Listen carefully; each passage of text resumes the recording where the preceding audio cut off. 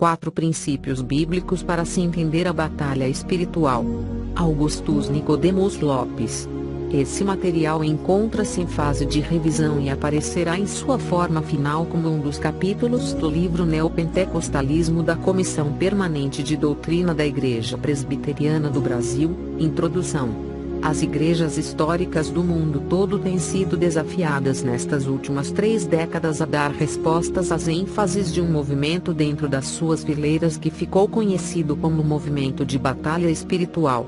O nome em si já sugere do que se trata, é um movimento cuja ênfase maior é na luta da Igreja de Cristo contra Satanás e seus demônios, conflito este de natureza espiritual, quanto aos métodos, armas, estratégias e objetivos. Esse crescente interesse em círculos evangélicos por Satanás, demônios, espíritos malignos, e o misterioso mundo dos anjos, corresponde ao surto de misticismo atual, um interesse crescente no mundo nos dias de hoje pelos anjos maus e bons, e pelo oculto. Mas não somente no mundo, dentro da própria igreja cristã assistimos o crescimento vertiginoso da busca pelo miraculoso e sobrenatural, na esteira do neopentecostalismo. Por neopentecostalismo quero dizer aqueles movimentos surgidos em décadas recentes, que são desdobramentos do pentecostalismo clássico do início do século, mas que abandonaram algumas de suas ênfases características e adquiriram marcas próprias, como ênfase em revelações diretas, curas, batalha espiritual, e particularmente uma maneira de encarar a realidade espiritual. Esse movimento é caracterizado por uma leitura das Escrituras e da realidade sempre em termos da ação sobrenatural de Deus. Deus é percebido somente em termos de sua ação extraordinária. Assim, para o neopentecostal típico, Deus o guia na vida diária através de impulsos, sonhos, visões, palavras proféticas, e dá soluções aos seus problemas sempre de forma miraculosa, como libertações, livramentos, exorcismos e curas. A doutrina que caracteriza, mais que qualquer outra, as igrejas evangélicas no Brasil hoje, é a crença em milagres. É claro que não estou dizendo que crer em milagres seja errado. O que estou dizendo é que, na hora em que a crença em milagres contemporâneos e diários passa a ser a característica maior da igreja evangélica, algo está errado. A hermenêutica sobrenaturalista do neopentecostalismo representa um desafio para uma das doutrinas típicas da tradição reformada, que é a providência de Deus. Partindo das Escrituras, os reformados usam o termo providência para se referir à ação de Deus, pelo seu Espírito, agindo no mundo através de pessoas e circunstâncias da vida para atingir seus propósitos. Esses meios não são intervenções miraculosas ou extraordinárias de Deus na vida humana, mas simplesmente meios naturais secundários. Os calvinistas reconhecem que Deus intervém miraculosamente neste mundo, mas sempre em regime de exceção. Normalmente, ele age através dos meios naturais. O neopentecostalismo, por enfatizar a ação sobrenatural e miraculosa de Deus no mundo, a qual não negamos, diga-se, acaba por negligenciar a importância da operação do Espírito Santo através de meios secundários e naturais. Essa negligência torna-se mais séria quando nos conscientizamos que o Espírito normalmente trabalha através de meios secundários e naturais para salvar os pecadores. Acredito não ser difícil de provar que a esmagadora maioria dos cristãos foram salvos através de meios naturais, como o testemunho de alguém, a leitura da Bíblia, a pregação da palavra, e não através de intervenções miraculosas e extraordinárias, como foi a conversão de Paulo. Como resultado do sobrenaturalismo neopentecostal, as igrejas reformadas por ele afetadas tendem a considerar os meios naturais como sendo espiritualmente inferiores.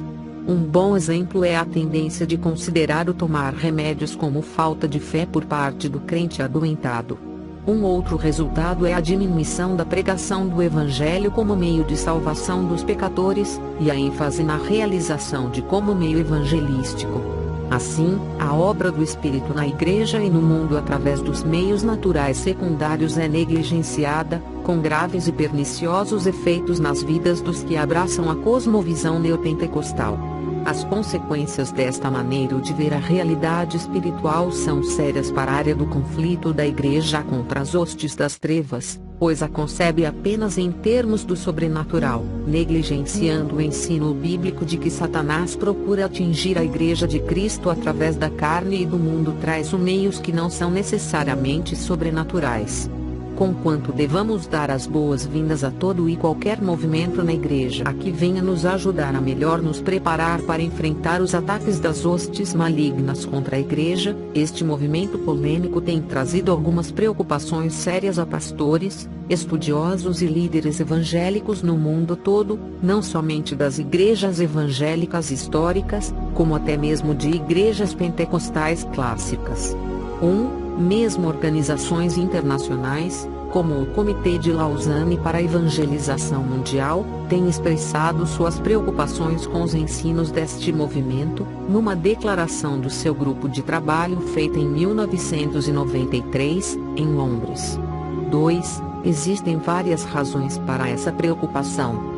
Uma delas é que o movimento, onde tem ganhado a adesão de pastores e comunidades, tem produzido um tipo de cristianismo em que a atividade satânica se tornou o centro e mesmo a razão de ser da existência destes ministérios e igrejas. Nestes casos, embora geralmente as doutrinas fundamentais da fé cristã não tenham sido negadas, há exceções, elas são, via de regra, relegadas a plano secundário, desaparecendo do ensino e da liturgia. O que resulta é um cristianismo distorcido, deformado, onde doutrinas como a salvação pela fé somente, mediante o sacrifício redentor, único e expiatório de Cristo. A doutrina da pessoa de Cristo, sua mediação e ofícios, e doutrinas como a da queda, da depravação do homem, da santificação progressiva mediante os meios de graça, são negligenciadas. Não é que estas igrejas e os proponentes do movimento neguem necessariamente estes pontos, mas certamente não lhes dão a ênfase necessária e devidas, que recebem nas próprias Escrituras. O fato é que o movimento de batalha espiritual tem produzido o surgimento de novas igrejas, e mesmo denominações, cujo ministério principal é a expulsão de demônios e a libertação de crentes e descrentes da opressão demoníaca a todos os níveis, espiritual, moral e física, bem como geográfica, estrutural e social. Mas não somente isto, as ideias e práticas difundidas pelo movimento têm se infiltrado nas igrejas históricas, cativando muitos dos seus pastores, oficiais e membros. O objetivo desse capítulo é apresentar alguns princípios bíblicos pelos quais os evangélicos em geral, e presbiterianos em particular, poderão orientar sua compreensão acerca de tema tão atual e polêmico. 3. A necessidade de base bíblica. A melhor maneira de abordarmos assuntos polêmicos é colocá-los dentro de seus contextos maiores. Se tivermos a visão do todo, poderemos com mais exatidão entender suas partes. Por exemplo, uma pessoa que tenta achar um endereço numa cidade simplesmente procurando as placas com o nome das ruas pode acabar desorientada e perdida. Se ela porém tiver um mapa, que lhe dá uma visão mais ampla da área onde ela se encontra, e mostra as ligações entre as ruas, poderá mais facilmente encontrar seu destino. Da mesma forma, quando colocamos o tema do confronto da Igreja com as hostes das trevas dentro de um contexto maior, e percebemos as ligações com outras áreas teológicas, podemos melhor entendê-lo. Em termos do conhecimento teológico global, o assunto não pertence a uma área somente. Quando falamos da polêmica entre salvação pela fé ou pelas obras, facilmente identificamos que o assunto pertence à área de soteriologia, ou seja, o estudo da salvação, uma área da enciclopédia teológica. Se tivermos uma boa compreensão dos princípios e fundamentos que orientam a soteriologia, poderemos mais facilmente entender tudo o que está envolvido nessa polêmica. Mas a luta entre a Igreja e Satanás não se enquadra em uma área somente, muito embora a demonologia bíblica, que por sua vez é um departamento da angelologia, o estudo dos anjos bons e maus, certamente seja a principal área fim. O fato é que os ensinos e práticas da batalha espiritual levantam questões sérias relacionadas com diversas áreas do nosso conhecimento de Deus. Quando, Por exemplo, alguns dos defensores do movimento falam de Satanás como se fosse um poder independente, autônomo e livre para fazer o mal neste mundo. Está indiretamente entrando na área que trata dos decretos de Deus e da sua maneira de governar o mundo. Ainda, quando alguns revelam possuir informações extra-bíblicas sobre o mundo invisível dos anjos e demônios, como por exemplo, o nome de determinados demônios e os locais geográficos onde supostamente habitam, está entrando na epistemologia, ou teoria do conhecimento. Essa área trata do modo pelo qual conhecemos as coisas ao nosso redor, inclusive o acesso humano ao conhecimento do mundo espiritual invisível, onde habitam e atuam os seres espirituais como anjos e demônios. Semelhantemente, quando todo tipo de mal que existe no mundo, quer moral ou circunstancial, como doença, dor, desemprego, etc., é atribuído aos demônios, levanta-se a antiga discussão acerca da origem dos males e sofrimentos neste mundo presente. E quando é dito que os cristãos podem ser possuídos por um espírito maligno, ou ficar demonizados, para usar um termo mais em voga, estamos de volta à soteriologia, ou seja, qual a situação dos salvos diante dos ataques de demônios, e entramos também na cristologia, indagando qual a relação entre a obra vitoriosa e consumada de Cristo e a atividade satânica no presente. Quando procuramos entender os conceitos da batalha espiritual a partir de princípios gerais que controlam as diversas áreas abrangidas pelo tema, poderemos ter alguns trilhos sobre os quais poderemos conduzir o assunto. No que se segue, procuro analisar 4 desses princípios que têm importância fundamental para ele: a soberania de Deus, a suficiência às Escrituras, a queda da raça humana e a suficiência da obra de Cristo. Acredito que, se forem compreendidos adequadamente pelos leitores, funcionarão como balizadores seguros pelos quais poderão prosseguir com maior certeza no conflito diário que enfrentamos contra as hostes espirituais da maldade. 4 princípios fundamentais. 1. Deus é soberano absoluto do seu universo. O título acima expressa um dos ensinamentos mais relevantes das Escrituras para o tema desse ensaio. Um soberano é alguém que está revestido da autoridade suprema, que governa com absoluto poderio, que exerce um poder supremo sem restrição nem neutralização. Quando dizemos que Deus é soberano, significa que Ele tem poder ilimitado para fazer o que quiser com o mundo e as criaturas que criou, e que nenhuma delas pode, ao final, frustrar seus planos. Podemos fazer algumas afirmações quanto a essa doutrina. A soberania absoluta de Deus sobre sua criação percebe-se claramente nas Escrituras. No Pentateuco, Deus revela-se como o Criador do mundo visível e invisível, e da raça humana. Ele é o libertador dos seus e o legislador que soberanamente passa leis que refletem sua santidade e exigem obediência plena de suas criaturas. Ele exerce total controle sobre a natureza que criou, intervindo em suas leis naturais, suspendendo-as, milagres. Assim, em contraste com os deuses das nações, ele é o supremo soberano do universo, acima de todos os deuses, que os julga e castiga, bem como aos que os adoram. Nos livros históricos, lemos como Deus cumpre soberanamente suas promessas feitas a Abraão de dar uma terra aos seus descendentes, introduzindo-os e estabelecendo-os em Canaã, e ali mantendo-os até que os expulsasse por causa da desobediência deles. Os Salmos e os profetas celebram a soberania de Deus sobre sua criação e sobre seu povo. É Ele quem reina acima das nações e de seus deuses falsos, quem controla o curso desse mundo. Nele seu povo sempre pode confiar e depender. O mesmo reconhecimento encontramos nas Escrituras do Novo Testamento. Na plenitude dos tempos, Deus envia soberanamente seu Filho, e dá testemunho dele através de milagres poderosos, ressuscitando de entre os mortos. Esses eventos, bem como os que se seguiram na vida dos apóstolos e da Igreja nascente, ocorreram como o cumprimento da vontade de Deus. Esse ponto vemos claramente nos Evangelhos e no livro de Atos: a morte e a ressurreição de Jesus, Atos 2:23, bem como a oposição contra a Igreja, AT 4.27 a 29, são simplesmente cumprimento da soberana vontade divina, acontecendo como cumprimento das Escrituras. Para os apóstolos, as profecias feitas no Antigo Testamento governavam o decurso da história da Igreja. 4. Assim, o derramamento do Espírito, 2.17 a 21, a missão aos gentios 13.47, a entrada dos gentios na Igreja, 15.16 a 18, a rejeição de Cristo por parte dos judeus, 28.25 a 27, todos esses eventos e outros mais são vistos pelos autores do Novo Testamento como atos redentores de Deus na história.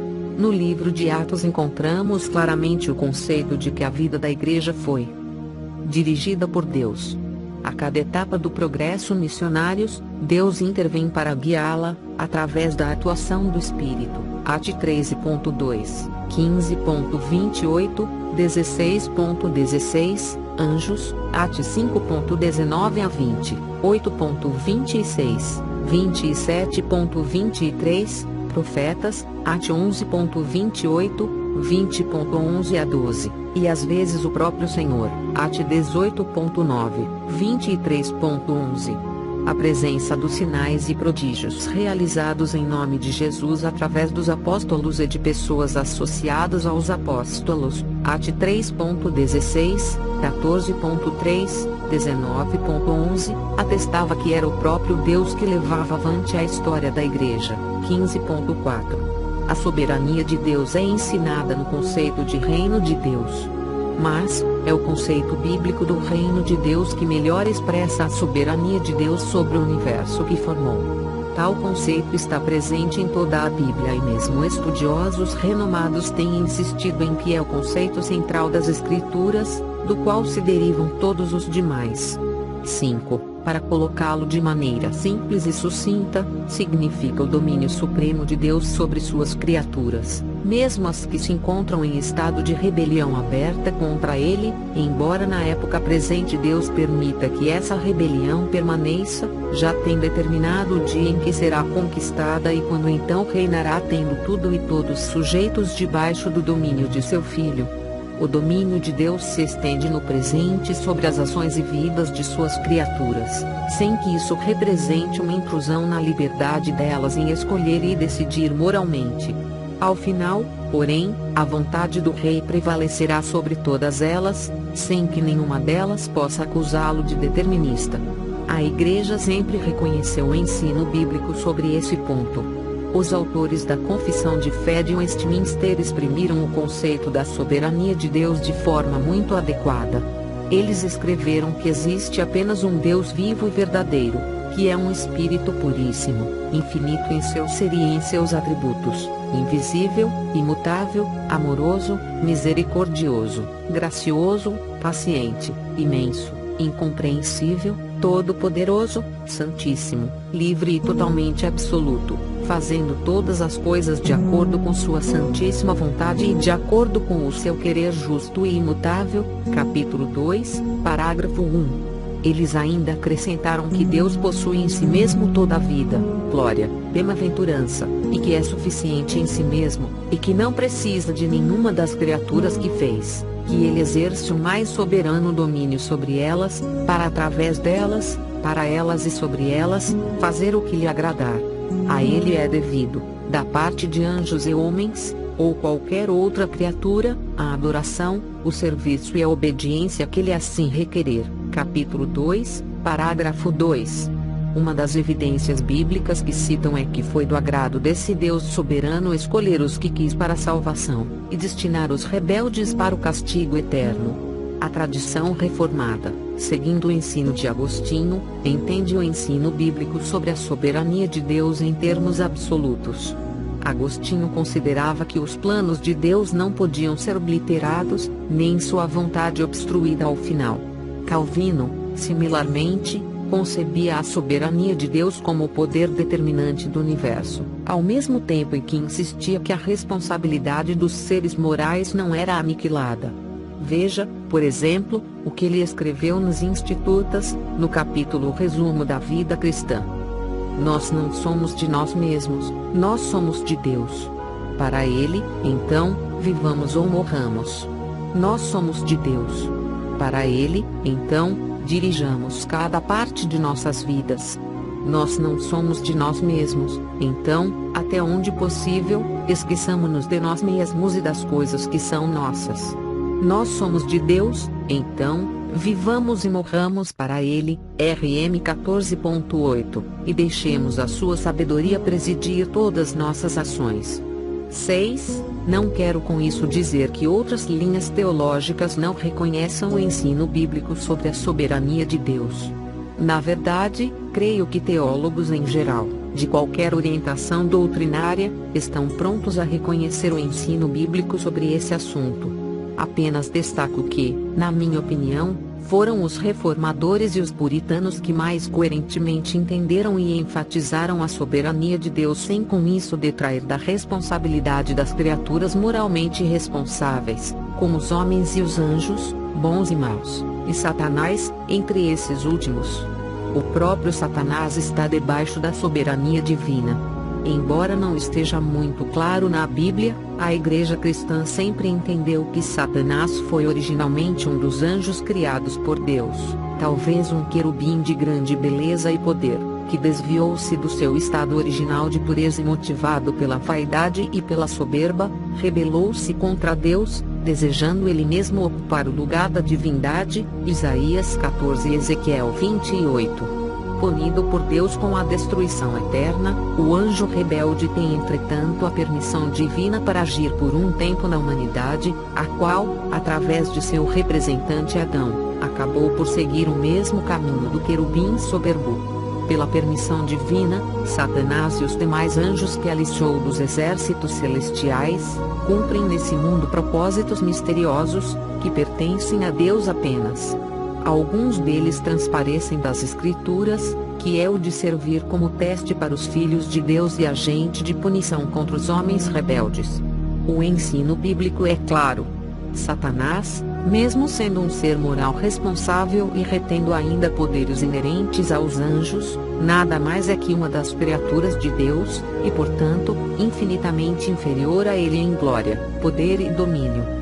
Mesmo que a Bíblia fale do reino de Satanás e de seu domínio nesse mundo, F 6.12, LC 4.6, Ju 14.30, e advirta os crentes a que estejam alertas contra suas ciladas, F 6.11, 1 Pi 5.8, TGI 4.7, jamais lhe atribui um poder independente de Deus, ou liberdade plena para cumprir planos próprios, ou capacidade para frustrar os desígnios do Senhor. Assim, a Bíblia nos ensina que Satanás não pode atacar os filhos de Deus sem a permissão dele. Foi somente assim que pode atacar o fiel Jó, o Jó 1.6 a 12, 2.1 a 7, incitar Davi a contar o número dos israelitas, 1 CR 21.1 com 2 SM 24.1, e peneirar Pedro e demais discípulos, LC 22.31 a 32. Os crentes têm a promessa divina de que ele só permitirá a tentação prosseguir até o limite individual de cada um, 1 Cu 10.13, o que só faz sentido se o Senhor tiver pleno controle sobre a atividade satânica. Os autores bíblicos não viam esse controle do Deus Santo e Puro sobre a atividade satânica como uma insinuação potencial de que Deus era o autor do mal ou mesmo pactuasse com ele. Num universo em estado de rebelião contra o seu santo e soberano Criador, onde habitavam seres morais responsáveis, decaídos espiritual e moralmente, era perfeitamente concebível que Deus, em seu plano de redenção, interagisse com homens e anjos decaídos, usando-os conforme seu querer soberano. Em nossos dias, percebe-se claramente que a doutrina da soberania de Deus, como entendida pelos reformados, não é muito popular. Algumas dificuldades têm sido levantadas contra ela. Homens e anjos podem frustrar os planos de Deus. Essa estranha ideia predomina em alguns arraiais evangélicos. Um exemplo é o artigo escrito por Mars, onde afirma que as pessoas estão sempre arruinando o bom plano de Deus, e que Deus sempre está pronto para começar outra vez. 7. Estou bem consciente de que a doutrina de que há um Deus que reina supremo não é recebida favoravelmente entre os incrédulos. O salmista menciona que os príncipes desse mundo se uniram para tomar conselho contra Deus e seu ungido, SL 2.2 a 3. Nietzsche anunciou a morte de Deus, e os secularistas e ateus resolveram ignorar Deus como uma realidade. Essa resistência está presente até mesmo entre cristãos. Para alguns deles, Deus é um ser divino afável, como eles mesmos. Devemos reconhecer que até mesmo os crentes mais fiéis lutam com o conceito da plena soberania de Deus quando estão passando por sofrimentos.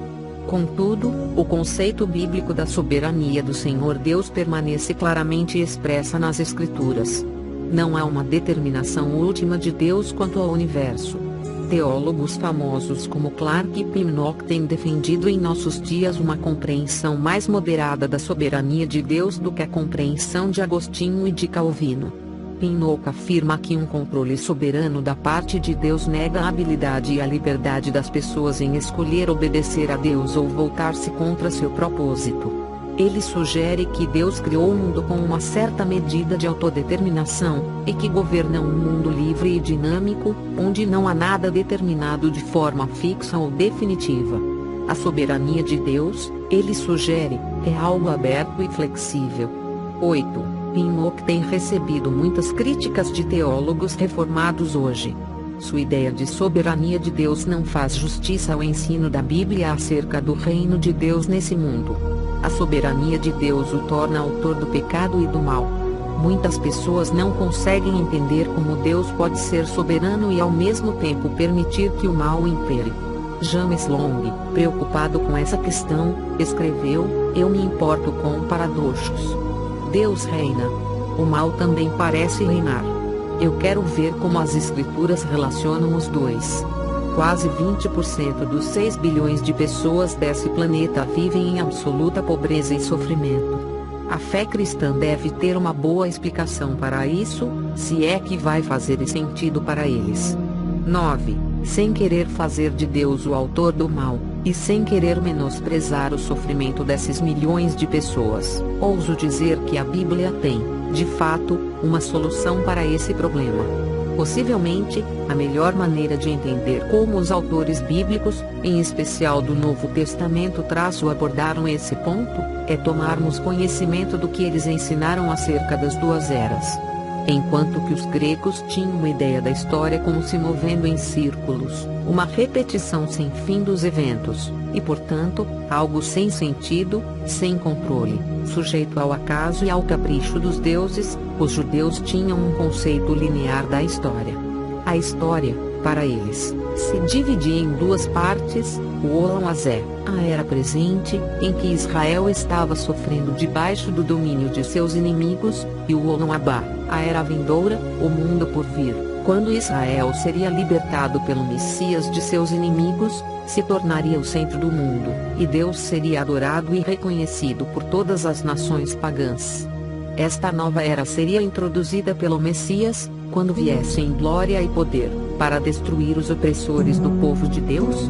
Segundo o Novo Testamento, vivemos hoje no período em que as duas eras se sobrepõem. A coexistência das duas eras traz tensões que o Novo Testamento expõe de forma clara. Cristo já reina, mas ainda não liquidou literalmente todos os seus inimigos, como Satanás e a morte. 1 15.20 a 28, HB 2.8. O reino de Deus já está entre nós, mas ainda temos de orar: venha o teu reino. Já estamos salvos da condenação do pecado, mas ainda não da sua presença e da morte que ele acarreta.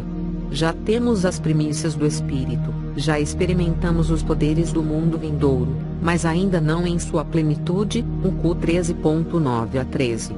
Já estamos ressuscitados com Cristo, mas ainda não fisicamente. É à luz desta tensão que podemos entender que o diabo já foi vencido, despojado, limitado e amarrado, mas ainda não aniquilado. Cf. 1 15.24. 10. Procuremos entender claramente este ponto. Nos evangelhos, Satanás é representado como sendo um inimigo vencido. os demônios são expulsos inexoravelmente. Eles se aproximam de Jesus, não como negociadores em pé de igualdade, mas como suplicantes, MC 1.23 a 28, 5.1 a 20. O Senhor Jesus declara que Satanás está amarrado, MC 3.27, MP 12.29, LC 11.21 a 22. Por outro lado, a destruição final de Satanás é vista como ainda no futuro, MP 25.41. Esta tensão faz parte do ensino de Jesus acerca do reino de Deus, que já é presente, mas ainda vindouro. 11. Temos que manter os dois pontos desta tensão em perfeito equilíbrio. O problema com muitos defensores da batalha espiritual é que não dão ênfase suficiente no aspecto já realizado da obra de Cristo, da sua vitória sobre Satanás. Igualmente perigosa é a falta de ênfase no ainda não da tensão. O reconhecimento da soberania de Deus tem profundas implicações na vida do cristão. Em meio às dificuldades, provações, sofrimento e adversidades da época presente, ele encontrará profundo conforto em confiar no Deus que está em perfeito controle da situação, e que a seu tempo e ao seu modo haverá de prover o que for necessário para o bem de seu filho. A Bíblia está repleta de exemplos de heróis e heroínas da fé que repetidamente afirmaram sua confiança no poder de Deus para fazer tudo certo. Segundo J. Adams, a soberania de Deus é a verdade última e definitiva que satisfaz as necessidades humanas.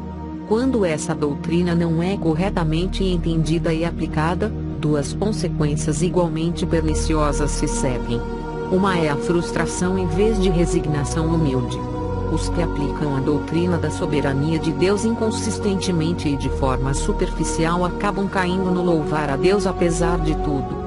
Em vez de uma submissão voluntária e paciente à vontade do soberano e amoroso Senhor do Universo, desenvolvem um espírito de rebeldia e ingratidão.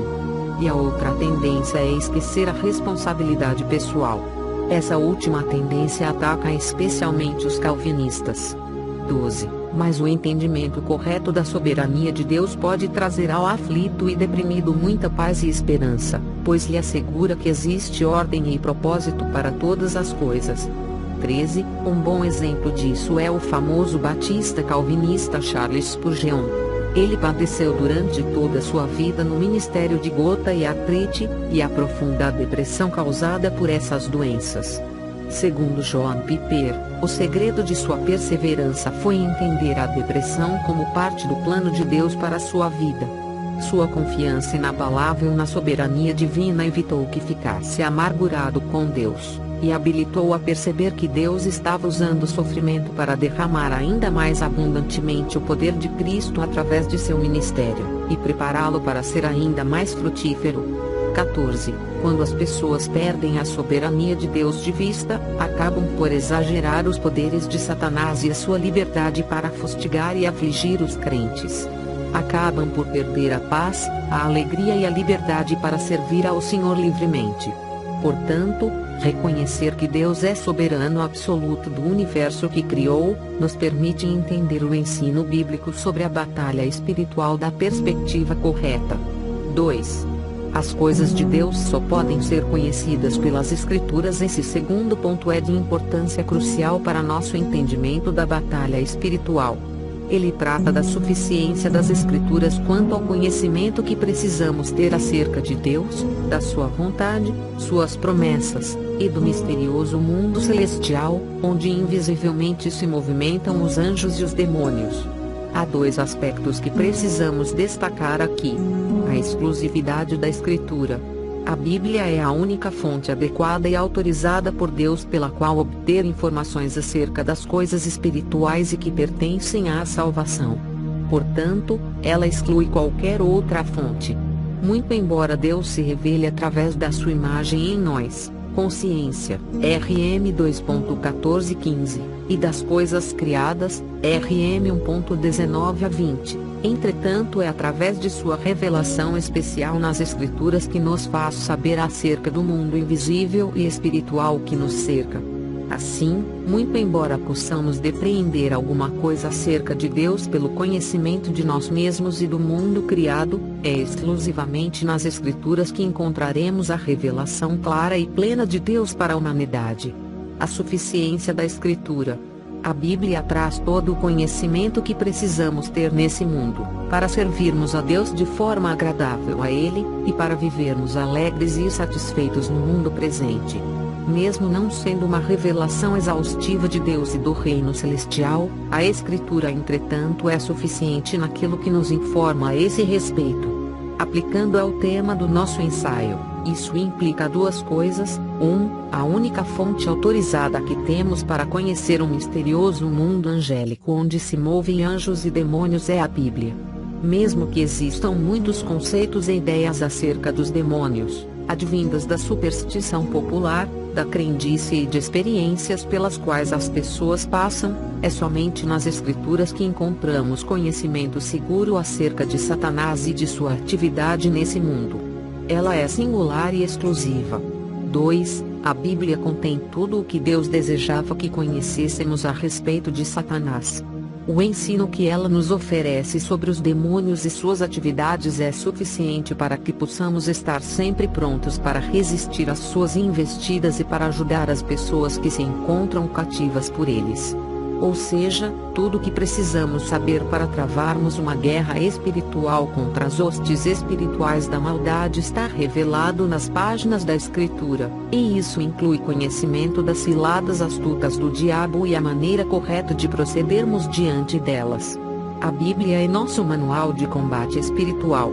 Ela nos revela o caráter de nosso inimigo, suas intenções e artimanhas, e de que modo podemos ficar firmes contra suas ciladas. Assim, os estudiosos costumavam escrever demonologias bíblicas que nada mais eram que uma sistematização do ensino das Escrituras acerca de Satanás, seus anjos, e sua atividade nesse mundo. 15. Os puritanos, por exemplo, escreveram muitas obras acerca do conflito entre os cristãos e o diabo, que no geral sempre eram baseadas no que a Bíblia dizia sobre os demônios e suas atividades. 16. Contudo, em nossos dias, assistimos com perplexidade o crescimento espantoso de uma demonologia que se utiliza de outras fontes de conhecimento acerca do reino das trevas além das Escrituras, ao ponto de afinal contradizerem o ensino da mesma, ou de a complementarem. Tanto a exclusividade quanto a singularidade da Escritura nesses assuntos foram deixados para trás. O resultado tem sido um ensino acerca de batalha espiritual e de métodos de evangelização bem distorcido e diferente daquele ensinado pelas Escrituras. Em geral são usadas 4 fontes de onde se extraem conhecimento extrabíblico sobre a atividade demoníaca. Experiências pessoais. Alguns exemplos deverão bastar para que possamos entender o que estou dizendo. Uma das mais sérias deficiências do livro A Igreja e a Batalha Espiritual, escrito por Neuza Itioca, diz respeito às suas fontes. É surpreendente encontrar nas notas bibliográficas fontes como fatos constatados e verificados nas ministrações pessoais, depoimentos pessoais, e testemunhos de ex-pais de santos. É destas últimas fontes que a autora tira o fundamento para grande parte do seu livro. Por exemplo, a sua convicção de que crentes verdadeiros podem ficar endemoninhados baseia-se, não em exegese das Escrituras, mas na narrativa de várias experiências que teve. Itioca frequentemente menciona experiências pessoais para provar suas convicções. Ela afirma, com base na sua experiência de aconselhamento, que certos demônios adquirem o direito de se sentarem no pescoço das pessoas. Com base em testemunhos, ela afirma que as orações da igreja diminuem o índice de criminalidade, roubo e violência, que as entidades de uma rua podem ser atadas, etc. Uma de suas crenças mais curiosas, a de que determinadas igrejas têm entidades malignas que se alimentam dos pecados não resolvidos da comunidade e seus pastores, é defendida principalmente com base em vários testemunhos. O que é ainda mais preocupante, Itioca faz várias especulações sobre os demônios que dominam o Brasil baseada na doutrina da Umbanda sobre estas entidades. Um outro exemplo é o artigo seminal de Peter Wagner sobre espíritos territoriais e missões mundiais, publicado em 1989. Neste artigo, Wagner admite que seu conhecimento sobre espíritos territoriais baseia-se principalmente na sabedoria popular sobre o assunto. Mas não para aí. Ele tenta um cálculo do número de demônios que existem baseado nas informações de um espírito santo da Nigéria, a quem Satanás teria designado autoridade sobre um determinado número de demônios, que por sua vez tinham controle sobre outro número. Wagner defende a tese de casas mal assombradas com base na experiência de missionários em Serra Leoa. A maior parte do artigo é empregado por Wagner para amontoar experiências após experiências de campos missionários, que supostamente provam a existência de demônios que são autoridades locais. O Aquele observa que as experiências citadas por Wagner para defender a existência e atuação de espíritos territoriais são muito limitadas e cuidadosamente selecionadas. Ele mostra, por exemplo, que a maioria das ilustrações que Wagner usa em seu livro Arfare Prayer são tiradas da Argentina, especialmente do ministério do evangelista argentino Carlos Anacondia, que se utiliza das táticas da batalha espiritual.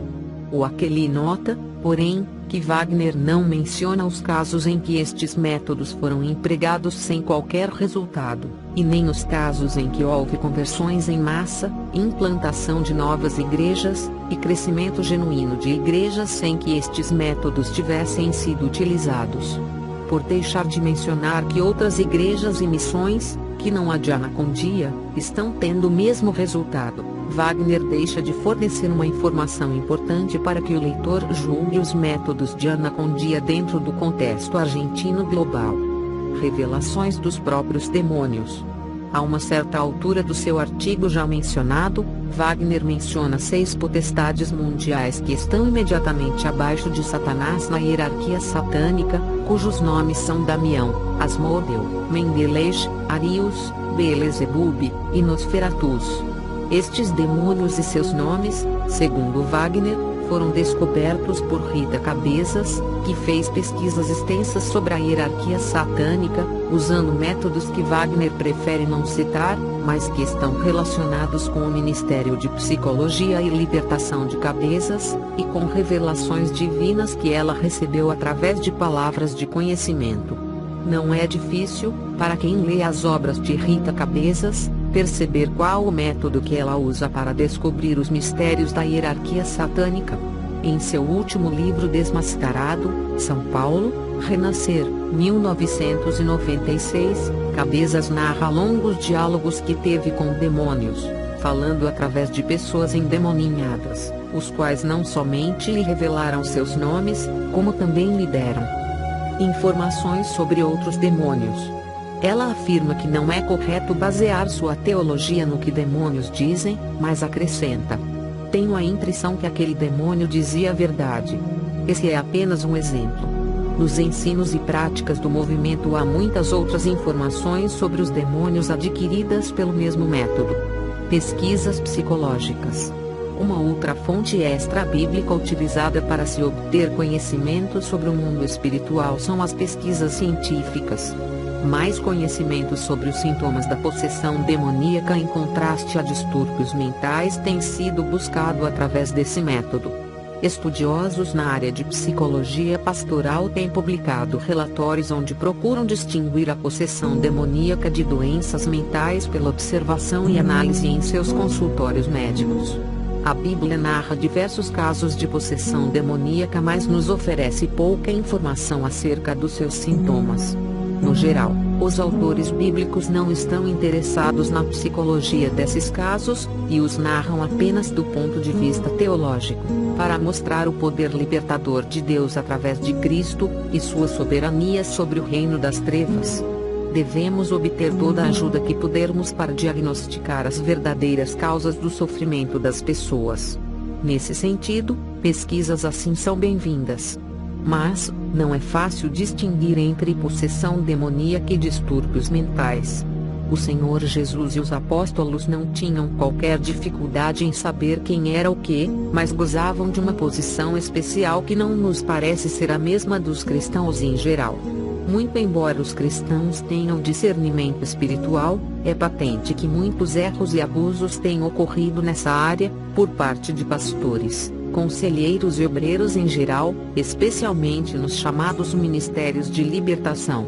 Num recente artigo acerca do tratamento dos distúrbios da múltipla personalidade, um estado psiquiátrico doente em que as pessoas apresentam várias diferentes personalidades, Christopher Rosick adverte que os pastores devem ter cuidado para não diagnosticar DMP, distúrbios de múltipla personalidade, como sendo possessão demoníaca. Usar exorcismo num paciente de DMP é uma atitude inaceitável, e muitos terapeutas a consideram como sendo extremamente prejudicial ao paciente. A necessidade de cautela fica ainda mais patente quando descobrimos, para nosso desânimo, que os pesquisadores nessa área não conseguem chegar a um acordo quanto aos sintomas que claramente distinguem possessão demoníaca de desordens mentais. Alguns estudiosos, como Isaacs, afirmam que a perda do autocontrole, ouvir vozes ou ter visões, a presença de outras personalidades dentro da pessoa, rejeição de itens religiosos, flutuações entre personalidades, comportamento suicida e destrutivo, ocorrências paranormais ou parapsicológicas, são sintomas claros de possessão demoníaca. Geralmente apontam para abuso sexual na infância como sendo uma das portas de entrada dos demônios.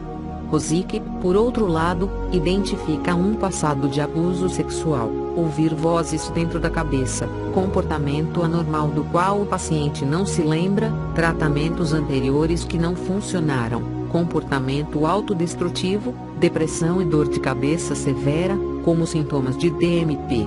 Afirma ainda que o doente típico de DMP pode ter até mesmo 14 personalidades distintas. Não é meu objetivo nessa parte do estudo entrar no assunto da possessão demoníaca, apenas quero mostrar que andamos em terreno escorregadio quando tentamos obter conhecimento acerca do mundo espiritual usando outras fontes que não a revelação divina. Conceitos pagãos sobre demônios. Muita coisa ensinada pela batalha espiritual assemelha-se à sabedoria pagã sobre os espíritos maus, como os conceitos de casa mal assombrada, quebra de maldições, etc. Gary Greenwald afirma num artigo que é possível que espíritos malignos sejam transferidos para crentes de 6 maneiras: viver numa cidade onde os espíritos dominantes seduzem os crentes, viver em associação com descrentes, assistir fitas de cinema ou vídeo que expõem pornografia e violência, transferência de espíritos de antepassados ímpios, imposição de mãos por parte de pessoas erradas, líderes espirituais que não são realmente homens de Deus.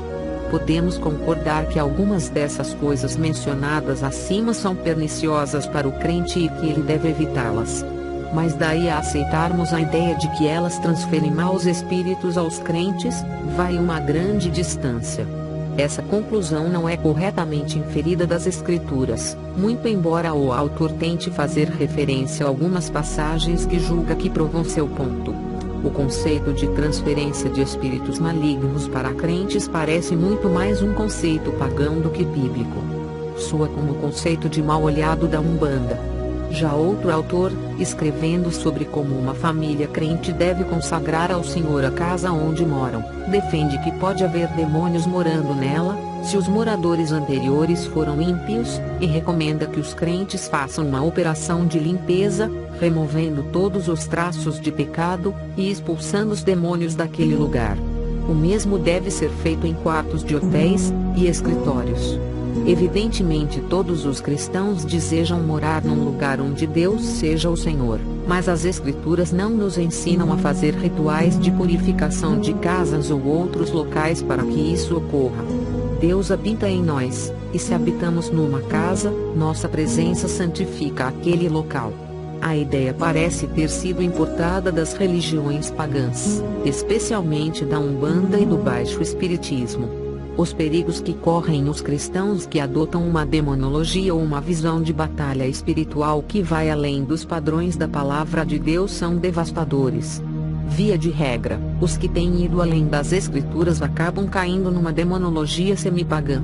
Defensores dessa nova teologia, mesmo apresentando às vezes bom material bíblico, são tendentes a especulações fantásticas e imaginações espetaculares. Os que veem a dor, o sofrimento, as doenças, a depressão, o desemprego, os conflitos pessoais e o pecado, enfim, toda a miséria que existe no mundo ao seu redor, sempre em termos de batalha espiritual, correm diversos riscos quanto à sua fé. Enumero em seguida 3 deles. Falsa compreensão. Quando aceitamos a ideia de que vivemos num mundo onde todo o mal se origina na atuação direta de Satanás ou alguns de seus demônios, perdemos de perspectiva o ensino bíblico de que somos responsáveis pelos nossos pecados e pelas consequências dos mesmos, que geralmente nos trazem dor e sofrimento. E podemos até mesmo começar a questionar se a disciplina espiritual é de algum valor para quebrarmos o poder dos hábitos pecaminosos em nossas vidas, já que acreditamos que estes se resolvem pela expulsão de entidades espirituais responsáveis pelos mesmos. Temor doente.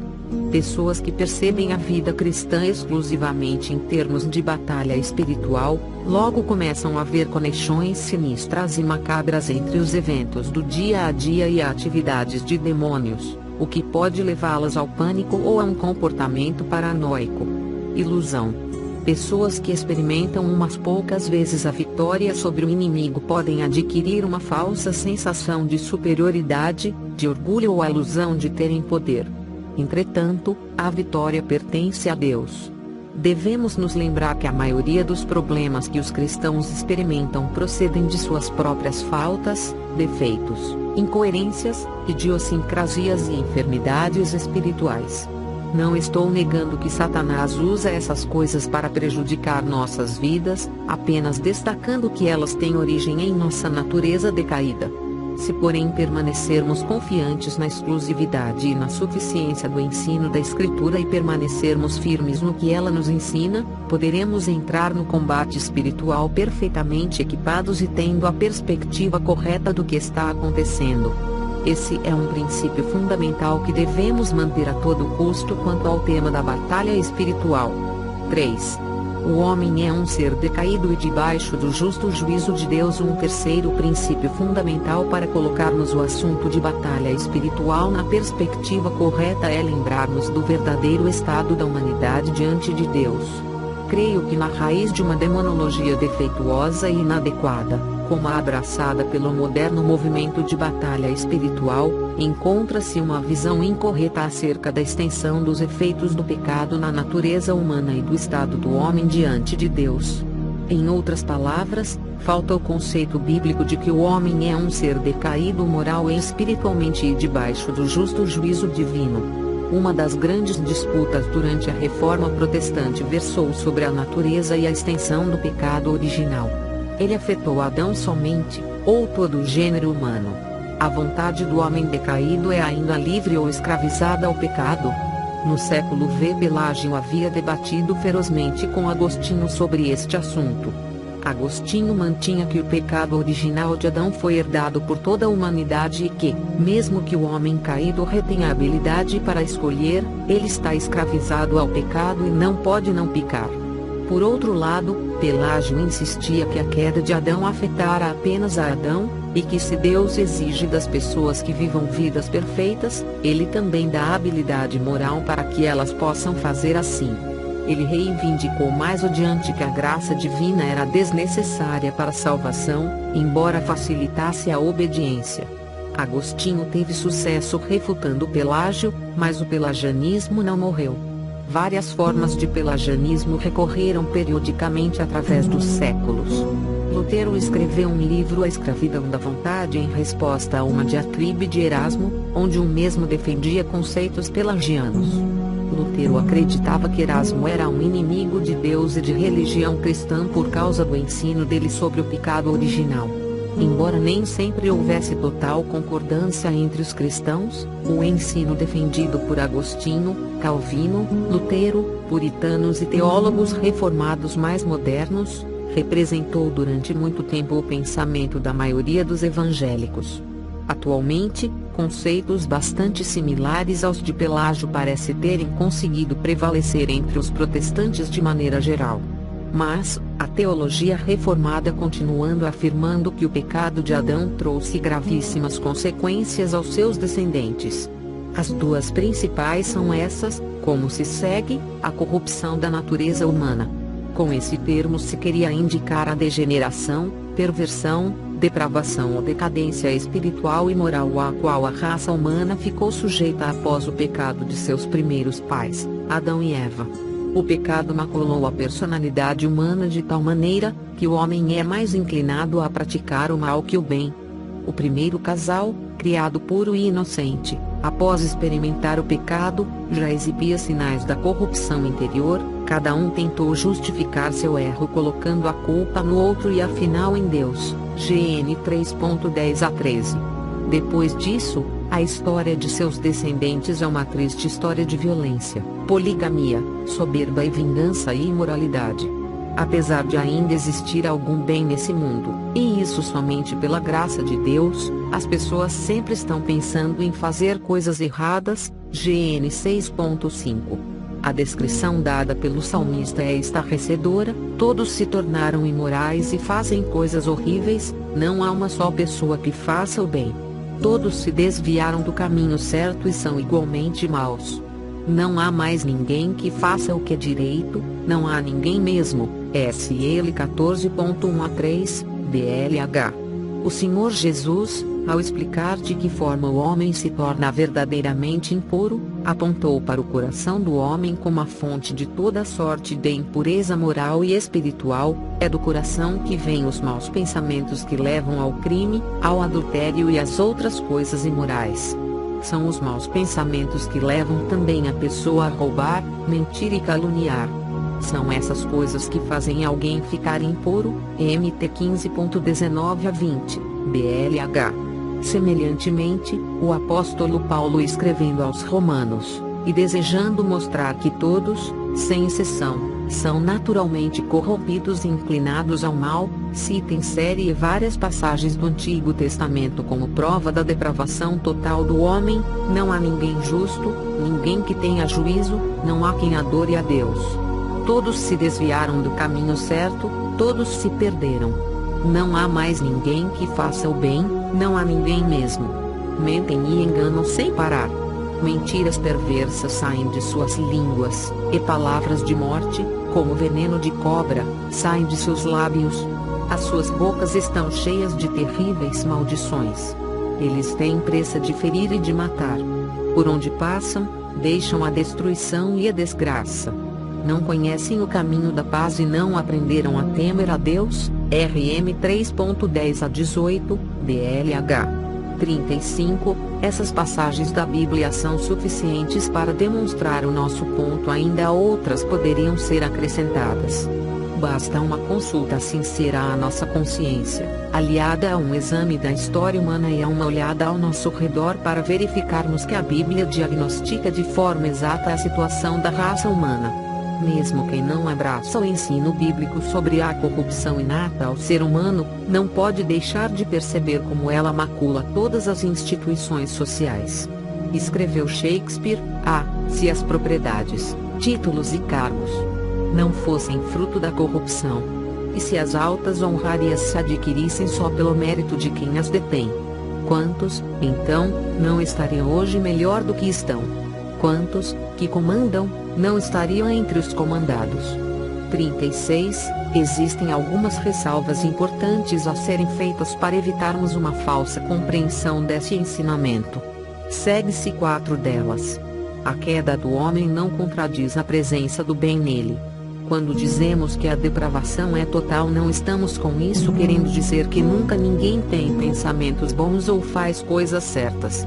Não há depravação, por absoluta que seja, que não traga, em seu aspecto exterior, algum traço de virtude. O termo total aponta para o fato de que o pecado penetrou em todas as faculdades do homem e as contaminou, como pensamentos, emoções, vontade. Também indica que essa contaminação é de tal forma que, se deixado entregue a si mesmo, o homem seguirá naturalmente caminhos que o desviam de Deus e o levam cada vez mais ao pecado. A queda do homem não contradiz a presença do bem no mundo. É preciso ressalvar que o ensino reformado da total depravação do homem não ignora a realidade óbvia de que há pessoas nesse mundo que fazem obras de caridade, que demonstram sentimentos de misericórdia e compaixão, e que são capazes de sacrifícios os mais heróicos e altruístas por causas humanitárias e nobres. Apenas atribui tais atos, não à natureza do homem em si, mas ao que denomina de a graça comum de Deus. Com isso os reformados designam aquelas operações graciosas e soberanas da providência de Deus, pelo seu Espírito, na humanidade em geral, restringindo as corrupções e as tendências malignas dos corações e promovendo atitudes de misericórdia, independentemente das crenças religiosas das pessoas, com o objetivo de preservar por mais um tempo o convívio humano, a existência da sociedade e a sobrevivência da raça humana. Dessa forma, se por um lado a humanidade é totalmente inclinada a fazer coisas erradas, por outro, é levada, na maioria das vezes de forma inconsciente, por Deus a realizar atos de misericórdia e bondade, pelos quais a sua sobrevivência em sociedade é preservada. Caso Deus deixasse de atuar assim, a humanidade já teria se destruído há muito tempo. A queda do homem não exclui sua responsabilidade. O ensino reformado da depravação total também não exclui o reconhecimento de que as Escrituras ensinam que o homem, mesmo nesse estado decaído, é responsável pelos seus malfeitos. Alguns estudiosos alegam que o homem não pode ser responsabilizado pelos seus atos pecaminosos desde que é irresistivelmente inclinado a praticá-los. Porém, entendemos que a queda do homem de um estado de pureza e inocência para o de depravação moral e espiritual não anulou a sua responsabilidade diante de Deus. As Escrituras, mesmo afirmando a depravação moral e espiritual das pessoas, avisa as que são responsabilizadas por Deus pelos seus atos, e que sofrem as consequências dos mesmos. Não é difícil constatar que frequentemente sofremos com os resultados de decisões, palavras e atitudes erradas que tomamos. A preguiça tem trazido pobreza a muitos. Uma vida desregrada traz doenças. A falta de domínio próprio tem provocado reações que levam ao homicídio. A embriaguez e o uso de drogas têm trazido sofrimentos indizíveis aos seus usuários e familiares.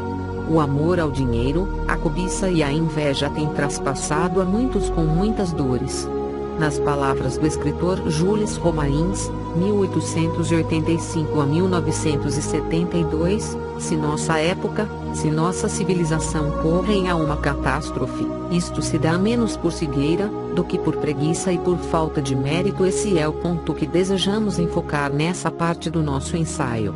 Grande parte da miséria espiritual, moral, social, individual, financeira e estrutural que sempre aflige a humanidade é fruto, em primeiro lugar, dos pecados que ela comete. A humanidade em geral é responsável, em grande medida, pelo sofrimento moral, espiritual e físico que suporta durante sua existência. É verdade que há muitos e muitos casos em que pessoas sofrem como consequência, não de seus erros, mas dos erros de outros, como por exemplo, os pais que perdem um filho atropelado por um motorista bêbado, ou civis que sofrem durante uma guerra. Negar isso seria cruel. Mas não é esse o nosso ponto. O que estamos querendo dizer é que, ou por nossa culpa ou pela de outros humanos, grande parte da miséria que nos acomete tem como raiz última esse estado de depravação e corrupção a que a desobediência dos nossos primeiros pais nos lançou. Desobediência essa na qual incorremos por nós mesmos, pois até mesmo as catástrofes naturais, como terremotos, ciclones, secas e dilúvios, são atribuídos na Bíblia à desordem cósmica gerada pela queda do homem no jardim do Éden. A condenação e o castigo de Deus. Essa é a segunda consequência da queda que desejo enfatizar. A humanidade não somente vive num estado lastimável de depravação espiritual, provocando muitas dores em si mesma, ela está debaixo do mais severo juízo de Deus por causa do estado de rebelião em que vive, atraindo sobre si castigos temporais impostos por ele. As Escrituras declaram abertamente que Deus, mesmo tendo reservado para o futuro as penas eternas merecidas pelos pecadores impenitentes, aqui e agora já impõe castigos temporais aos mesmos. As Escrituras nos dão inúmeros exemplos dos castigos temporais de Deus sobre o pecado do homem. A começar com os castigos impostos ao primeiro casal no Éden, Gênesis 3, passando pelo dilúvio, Gênesis 6 a 8, a confusão das línguas, Gênesis 10, e a destruição de Sodoma e Gomorra, Gênesis 13 a 17, a Bíblia nos deixa muito claro que, aqui e agora, no presente tempo em que vivemos, Deus está executando, mesmo que parcialmente, juízos sobre os homens pecadores. Esses juízos por vezes tomam a forma de flagelos físicos. Deus disse por intermédio de Moisés que castigaria os israelitas com toda sorte de misérias temporais em caso de desobediência. O catálogo de sofrimentos em Deuteronômio 28 é impressionante: diminuição do patrimônio, doenças contagiosas, infecções, inflamações e febres, pragas, secas, tumores, chagas, úlceras e coceiras, cegueira, fracasso financeiro e escravidão. A lista é infindável. Não pretendo fechar os olhos ao fato de que as Escrituras ensinam que Deus é paciente, complacente e misericordioso para com a humanidade rebelde, e que apesar da desobediência e rebelião das pessoas, Ele graciosamente lhes dá vida, saúde, bens, e até longevidade. Mesmo as pessoas mais ímpias por vezes experimentam nessa vida privilégios materiais que excedem em muito a porção magra com que frequentemente os justos são agraciados. A constatação dessa realidade levou muitos santos antigos a inquirir acerca da justiça de Deus, ver Salmo 72, o livro de Jó, o livro de Eclesiastes. A resposta é que Deus, em sua muita misericórdia e seguindo propósitos frequentemente ocultos aos nossos olhos, nem sempre nesta vida castiga o pecado imediatamente e na proporção que o mesmo merece. O juízo e a condenação final dos ímpios é certa e Deus tem reservado a punição deles para aquela ocasião. Aqui no presente Ele os castigue por vezes com flagelos e aflições temporais, como prenúncios daquela condenação eterna que os aguarda. A ideia de que todo mal, quer sob a forma de sofrimento e misérias, quer sob a forma de pecado, provém da atuação direta de demônios é bastante difundida pelo movimento de batalha espiritual. Na verdade, acredito que o conceito de que todo mal é demoníaco é a mais fundamental doutrina desse movimento. A esses espíritos malignos é atribuída a responsabilidade, não somente de doenças, desastres, fracassos, divórcios, desemprego e coisas semelhantes, mas também de atitudes pecaminosas, como o uso de drogas, a prostituição, o homossexualismo, o consumo de pornografia e todos os distúrbios morais de comportamento. Segundo o entendimento de muitos proponentes da batalha espiritual, essas entidades maléficas se instalam na vida das pessoas crentes e descrentes, e nas estruturas sociais, políticas e econômicas de determinadas regiões geográficas. Resta à Igreja somente o método de expelir essas entidades dos locais estratégicos onde se instalaram, como meio eficaz de combatê-las e libertar as pessoas debaixo de seu controle. O ponto que desejo frisar é que esse ensino do movimento de batalha espiritual é uma perspectiva limitada e reducionista do ensino bíblico acerca do sofrimento humano, bem como uma avaliação distorcida da realidade que nos cerca. Os diferentes sofrimentos experimentados nessa vida pelos homens têm como origem, muitas vezes, não somente a desobediência humana, como também o castigo divino. Evidentemente, não sabemos ao certo dizer quando um termina e outro começa. E é preciso reconhecer que, em casos como o de Jó, Satanás pode servir como instrumento dentro dos propósitos divinos. Provavelmente os efeitos do pecado, os juízos divinos e a atuação dos demônios estão tão interligados em alguns casos que a separação na prática é impossível. De qualquer forma, creio ter ficado claro que o conceito defendido pelo movimento de batalha espiritual, de que todo sofrimento, toda a miséria e todo o mal circunstancial que sobrevém às pessoas hoje, tem origem demoníaca, não tem qualquer sustentáculo bíblico.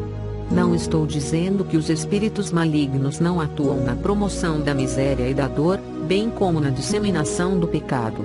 Negar isso seria negar o ensino da Bíblia. Ela afirma que o diabo veio para matar, roubar e destruir. João 10:10. Afirma também que ele é o pai da mentira. Sabemos que Satanás se utiliza da nossa natureza depravada como instrumento de tentação, como se fosse um aliado interno, para nos levar ao pecado.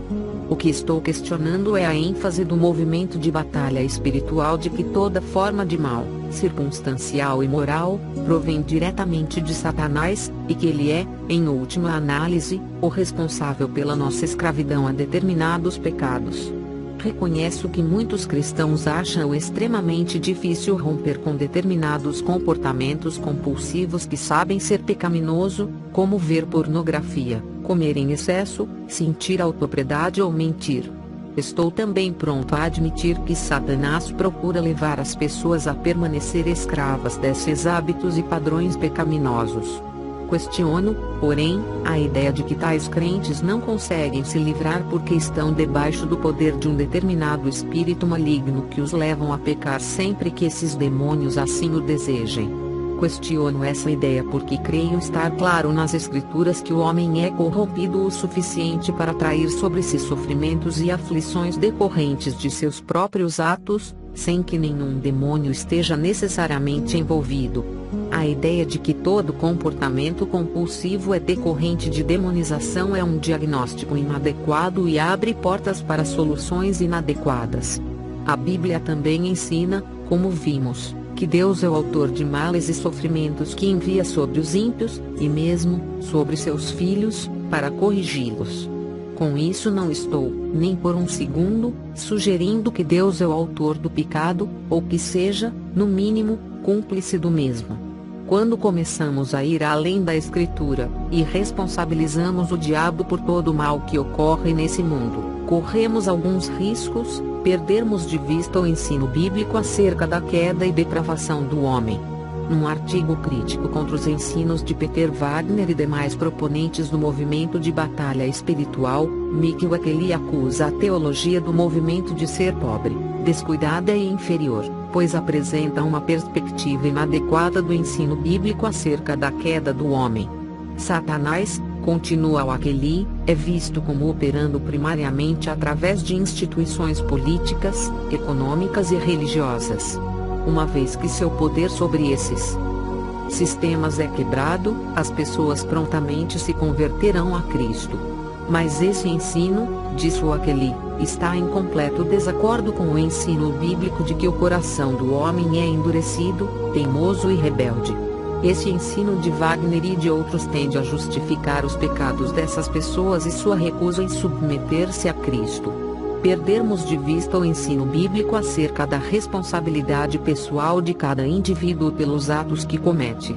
Num artigo sobre como os cristãos podem se libertar de comportamentos compulsivos, outra maneira de se referir à prática costumeira de determinados pecados o autor Lester Surall corretamente menciona que o diabo ilude as pessoas com conceitos errados acerca do pecado e de Deus, para mantê-las escravizadas a determinados hábitos pecaminosos, mas responsabiliza tais indivíduos por não serem capazes de romper com tais hábitos. Muitos não desejam realmente renunciar ao prazer que o pecado lhes traz, outros são orgulhosos demais para buscar ajuda, outros se concentram em assuntos secundários em vez de irem à raiz do problema, ainda outros são inconstantes, desejam mudar, mas não ao ponto de renunciar àqueles hábitos e sentimentos familiares.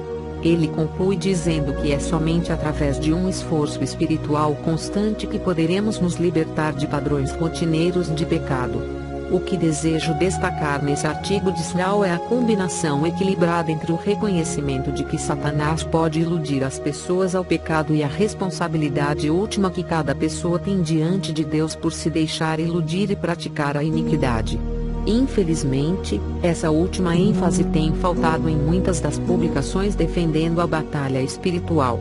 A tendência geralmente é resolver o problema da escravidão ao pecado em termos de expulsão de demônios supostamente responsáveis pelos mesmos, em vez do emprego dos meios bíblicos como a disciplina espiritual, como mencionado no artigo de Surall. Perdermos de vista o ensino bíblico de que devemos resistir ao pecado.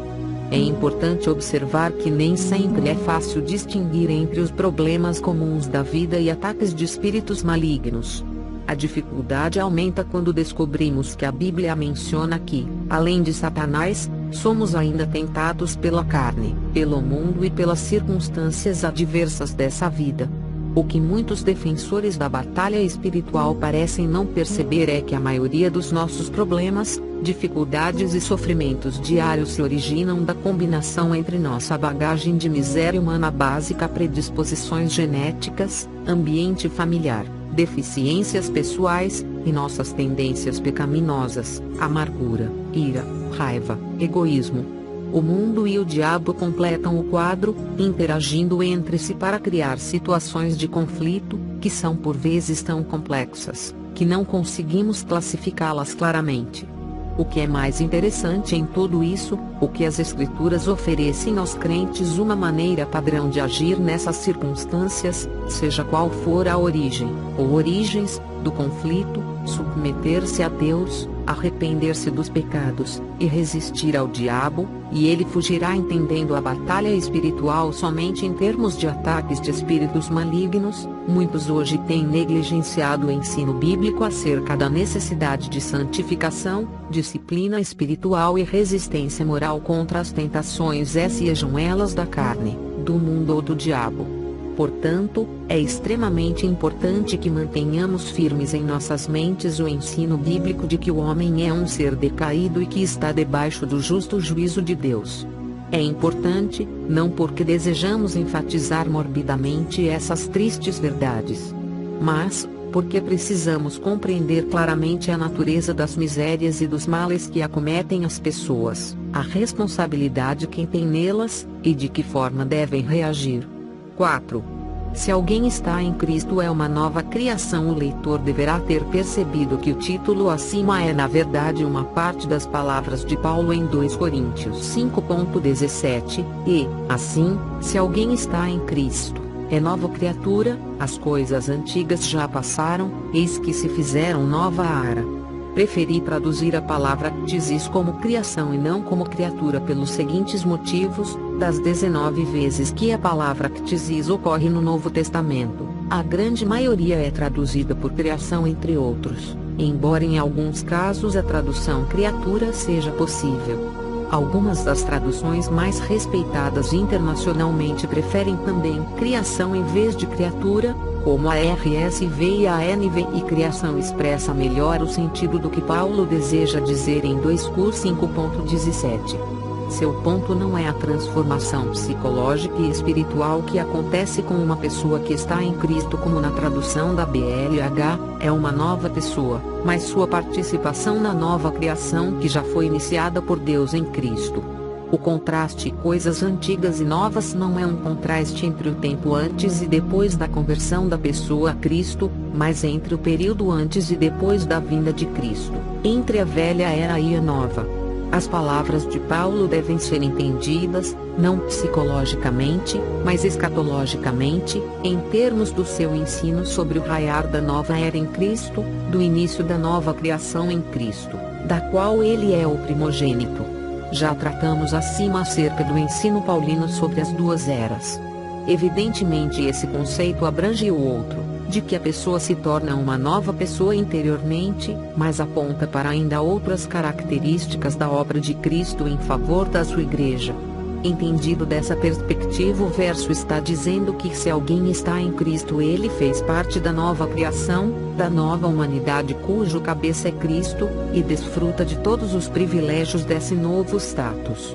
Outras passagens do Novo Testamento nos completam o quadro: quem está em Cristo goza aqui e agora da presença do Espírito Santo como penhor de que ainda há por vir. Efum 1:14, experimenta o gozo e os poderes do mundo vindouro. HB 6:4-5, compartilha da natureza de Cristo como premissa da ressurreição ainda por ocorrer, já tem a vida eterna, que significa conhecer a Deus e ao seu Filho Jesus Cristo, desfruta de um novo coração, foi liberto do domínio do pecado e da lei, ou guiado pelo Espírito de Deus.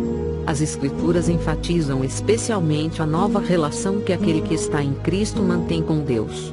Antigamente era filho da ira, dominado pelo mundo, pela carne e pelo diabo e debaixo do juízo de Deus, F 2.1 a 3. Agora, foi perdoado e aceito por Deus, adotado como filho em Cristo, já nenhuma condenação existe contra ele. RM 8.1.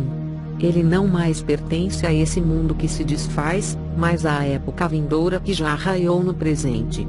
Assim, Satanás já não tem mais qualquer autoridade ou direito sobre ele, apesar de ainda tentá-lo ao pecado.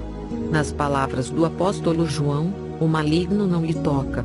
Basta um estudo simples nas Escrituras, da linguagem usada para descrever nossa redenção, para que não fique qualquer dúvida de que o crente, à semelhança de um escravo exposto à venda na praça, foi comprado por preço, e que, agora, passa a pertencer totalmente ao novo dono. O antigo patrão não tem mais qualquer direito sobre ele, como rezava a legislação romana da época. Assim, Paulo diz que fomos comprados por preço, 1 Cor 6.20, agorazo, comprar, redimir, pagar um resgate para libertá-lo, e que sendo agora livres, não devemos nos deixar outra vez escravizar. Fomos resgatados, lutrou, pelo precioso sangue de Cristo.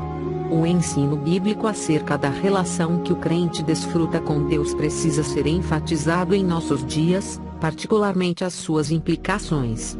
A julgar por muito do que é dito por defensores do movimento de batalha espiritual quanto à atuação e ao poder dos espíritos malignos na vida dos crentes, falta-lhes uma visão e uma compreensão mais exata quanto ao ensino do Novo Testamento sobre o ser nova criatura, ou melhor, nova criação, bem como quanto às implicações desse ensino para a batalha espiritual. Há pelo menos dois ensinamentos da batalha espiritual que acabam por minimizar a eficácia da obra de Cristo, que são a demonização de crentes verdadeiros e a necessidade de quebrar maldições.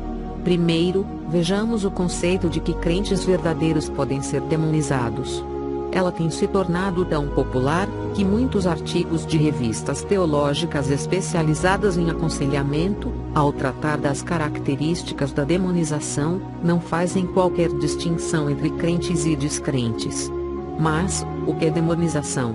É importante entendermos bem o que querem dizer quando empregam esse termo. Há 4 coisas que definem bem esse conceito. Demonização é diferente de possessão demoníaca. Frank Peretti, pastor licenciado da Assembleia de Deus e autor do best-seller de 1998 Esse Mundo Tenebroso, um cristão não pode ficar possuído por um demônio, mas pode ser demonizado. Não somente Peretti, mas muitos líderes do movimento de batalha espiritual seguem a mesma distinção, como por exemplo, no Brasil, Gilberto Pickering. Em seu livro Guerra Espiritual ele acusa os tradutores da versão King James de terem colocado a igreja na direção errada ao traduzir o termo grego daimonisomai e seus cognatos por possessão demoníaca, tradução também adotada pela Almeida. A expressão possessão demoníaca e mesmo endemoninhamento, segundo Pickering, implica na posse por parte de Satanás da vida e do destino de uma pessoa. Nesse caso, só há 2 opções: ou alguém está possuído por um espírito maligno, ou não está. Demonização é um fenômeno parcial. O ponto defendido é que existem graus diferentes em que uma pessoa, mesmo um crente, está debaixo do controle e influência de Satanás. Daí a preferência pela tradução demonizado ou endemoninhado, pois expressa a ideia de que uma pessoa, mesmo um crente, pode ter alguma área de sua vida debaixo do controle parcial de um ou mais demônios, sem necessariamente estar possesso por eles. Paul Lison, em sua crítica à batalha espiritual, descreve este conceito fazendo um paralelo entre a personalidade humana infestada em diversas áreas por demônios e o disco rígido de um computador, onde determinadas áreas estão infectadas com um ou mais vírus.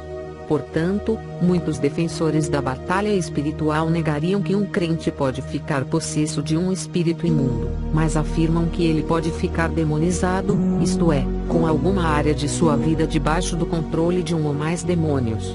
Na verdade, vão ao ponto de dizer que não existe possessão demoníaca nem mesmo de incrédulos, o que há é a demonização. Portanto, a explicação que dão para um comportamento moral ilícito é de que os demônios do pecado estão entrincheirados no coração humano. A demonização ocorre por causas bem definidas.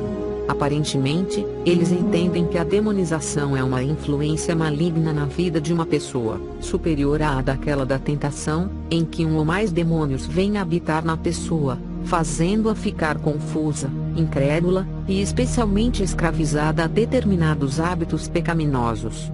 A pessoa cai vítima desta opressão demoníaca por causa de seus pecados, ou por causa dos pecados de outros contra ela, como por exemplo, a molestação sexual durante a infância.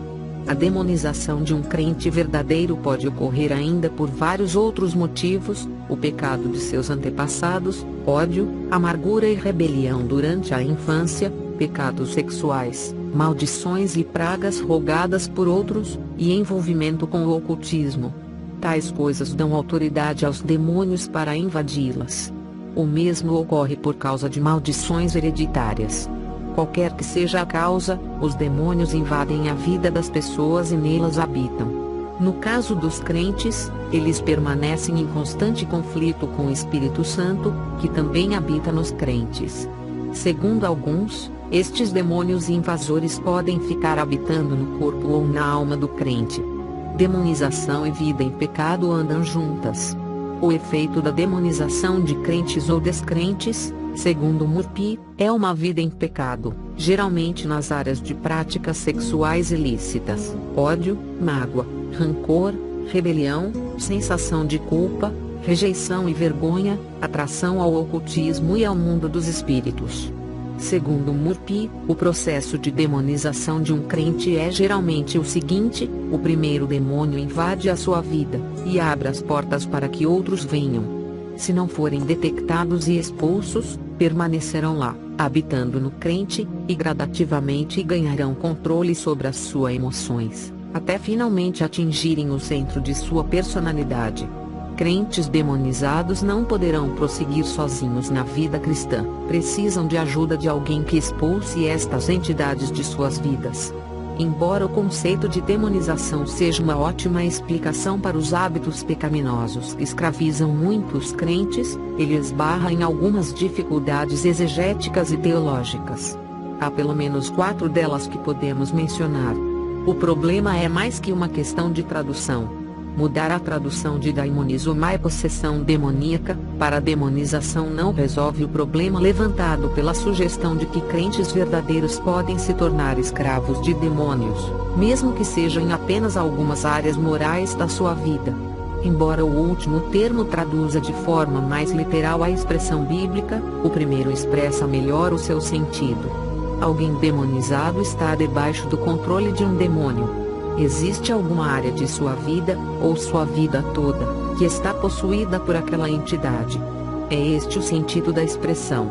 Nos casos mencionados nos Evangelhos e Atos, os endemoninhados estavam afligidos por distúrbios, quer mentais ou físicos, paralisia, cegueira, surdez, epilepsia, loucura. Seus corpos e mentes haviam sido invadidos por demônios.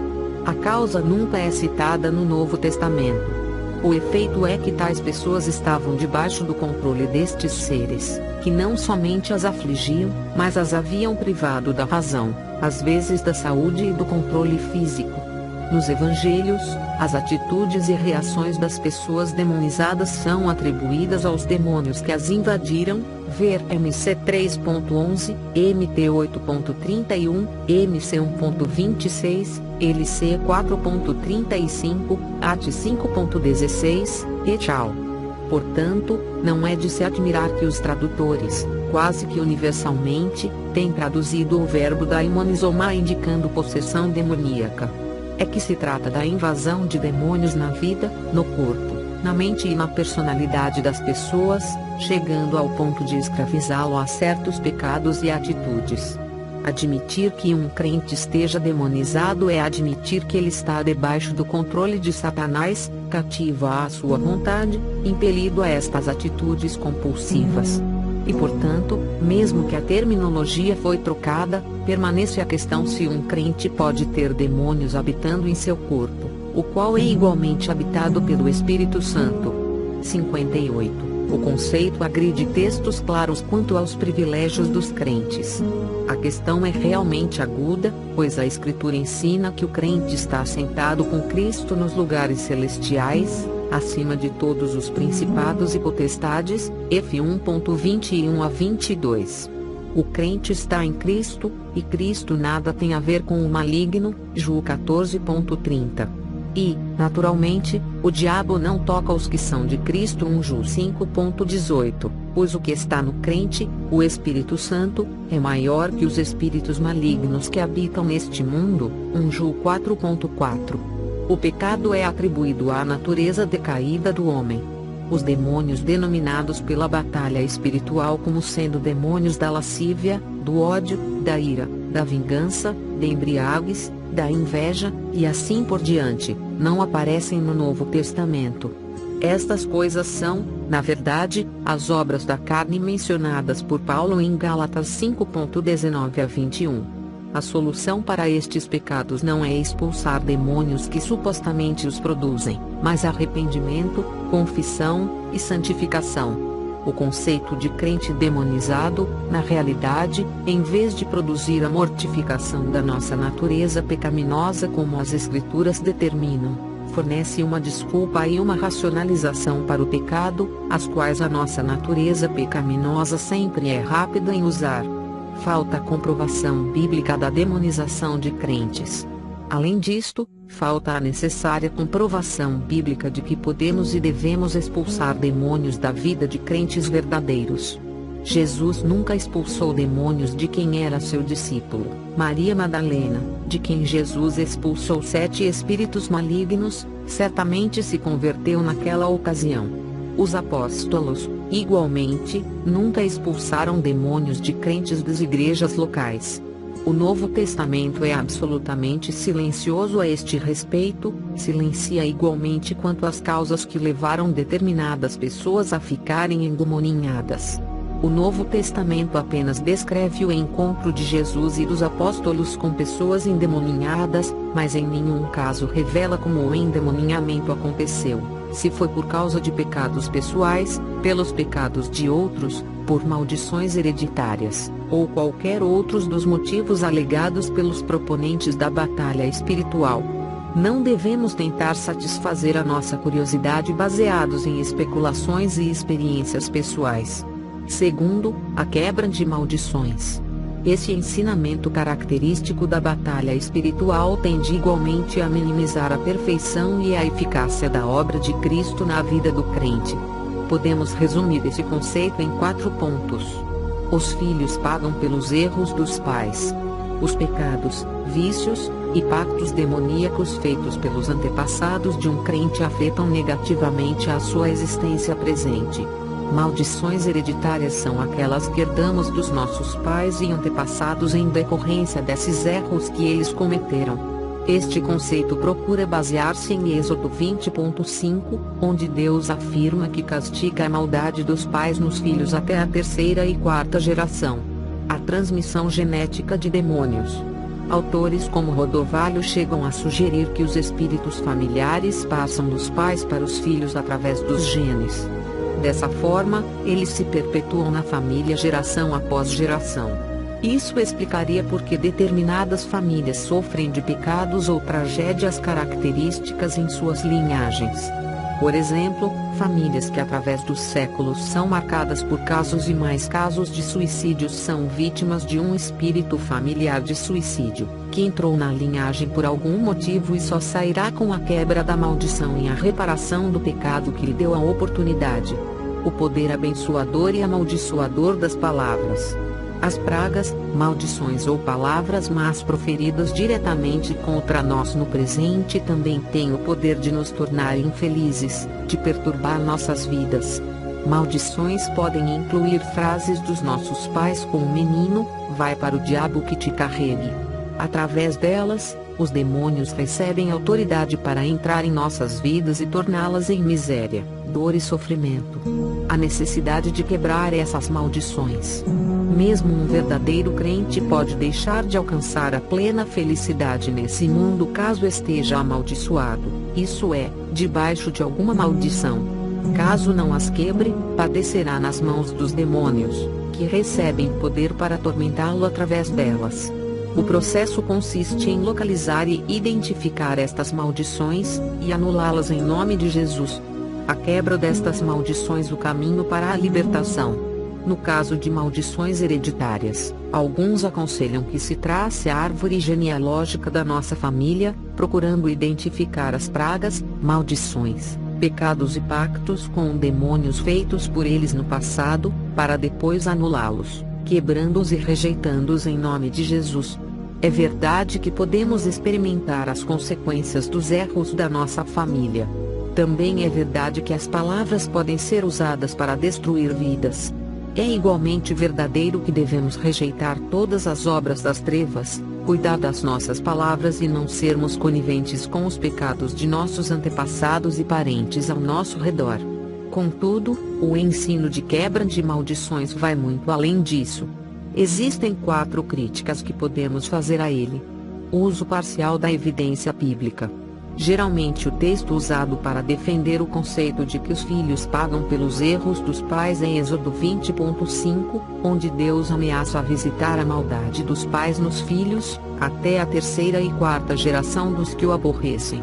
Entretanto, ensinar que Deus faz cair sobre os filhos as consequências dos pecados dos pais, é só metade da verdade. A Escritura nos diz igualmente que se um filho de pai idólatra e adúltero ouvir as obras más de seu pai, temer a Deus, e andar em seus caminhos, nada do que o pai fez virá cair sobre ele. A conversão e o arrependimento individuais quebram, na existência das pessoas, a maldição hereditária, um efeito somente possível por causa da obra de Cristo. Este foi o ponto enfatizado pelo profeta Ezequiel em sua pregação ao povo de Israel da época. Leia cuidadosamente Ezequiel 18. A nação de Israel havia sido levada em cativeiro para a Babilônia, e os judeus cativos se queixavam de Deus dizendo: os pais comeram uvas verdes, e os dentes dos filhos é que se embotaram. Ou seja, nossos pais pecaram, e nós é que sofremos as consequências. Eles estavam transferindo para seus pais a responsabilidade pelo castigo divino que lhes sobreveio, que foi o desterro para a terra dos caldeus. Achavam que era injusto que estivessem pagando pelo pecado de idolatria dos seus pais. Usavam um provérbio da época, que nos nossos dias seria mais ou menos assim: nossos pais comeram a feijoada, mas nós é que tivemos a dor de barriga. Através do profeta Ezequiel, Deus os repreendeu, afirmando que a responsabilidade moral é pessoal e individual diante dele. A pessoa que pecar, é ela quem morrerá, não o seu pai ou a sua mãe. E que pela conversão e por uma vida reta, o indivíduo está livre da maldição dos pecados de seus antepassados. Esta passagem é muito importante, pois nos mostra de que maneira o próprio Deus interpreta através de Ezequiel o significado de Êxodo 20.5. Aplicando aos nossos dias, fica evidente que o crente verdadeiro já rompeu com seu passado, e com as implicações espirituais dos pecados dos seus antepassados, quando, arrependido, veio a Cristo em fé. Minimizar dos efeitos da obra de Cristo. Essa é a nossa maior preocupação. O apóstolo Paulo nos esclarece que o escrito de dívida que nos era contrário, a maldição da lei, foi tornado sem qualquer efeito sobre nós. Jesus o anulou na cruz. Ou seja, toda e qualquer condenação que pesava sobre nós foi removida completamente quando Cristo pagou, de forma suficiente e eficaz, nossa culpa diante de Deus.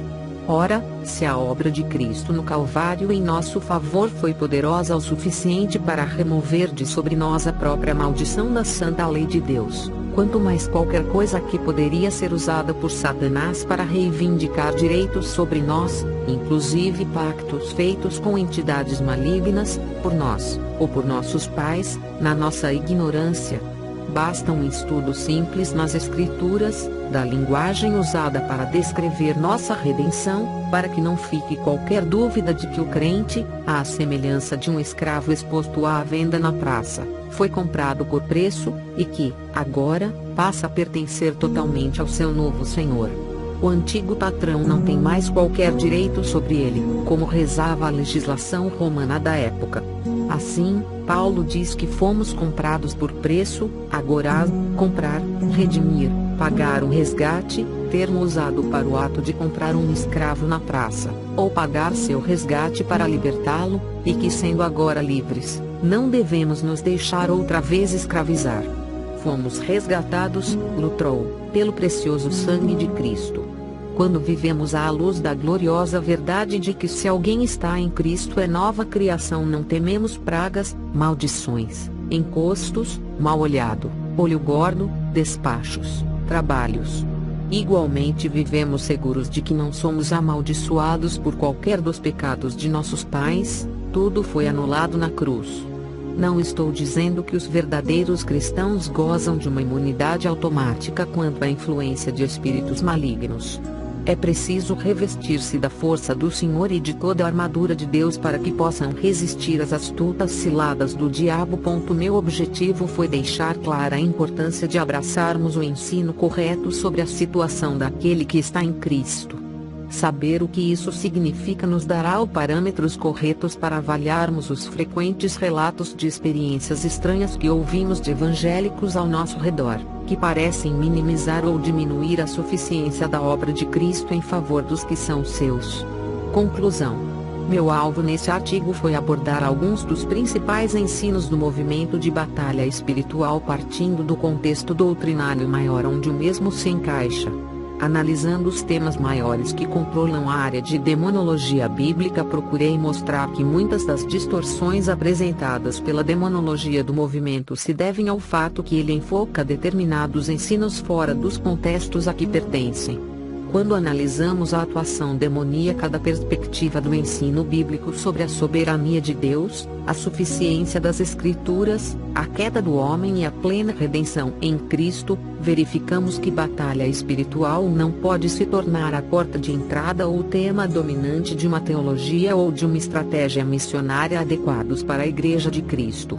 Seria reduzir e distorcer o ensino mais completo das Escrituras. Embora reconheçamos que existe um conflito se desenrolando no presente entre a Igreja e as hostes das trevas, temos dúvidas de que o mesmo deva ser o ponto focal da reflexão e da praxis da Igreja de Cristo em nossos dias, visto que está subordinado a muitos outros pontos mais abrangentes e fundamentais. A Igreja deve guiar-se pelos pontos mais centrais do ensinamento bíblico. Através deles colocará na perspectiva correta qualquer novo assunto que surja. Nesse capítulo enumerei 4 desses pontos que controlam, ao meu ver, a compreensão adequada dos ensinamentos de batalha espiritual, a soberania de Deus, a suficiência das Escrituras, a decadência da raça humana e a suficiência da obra de Cristo. Uma vez que esses pontos sejam firmemente defendidos e ensinados, haverá pouco espaço para que os erros da batalha espiritual penetrem.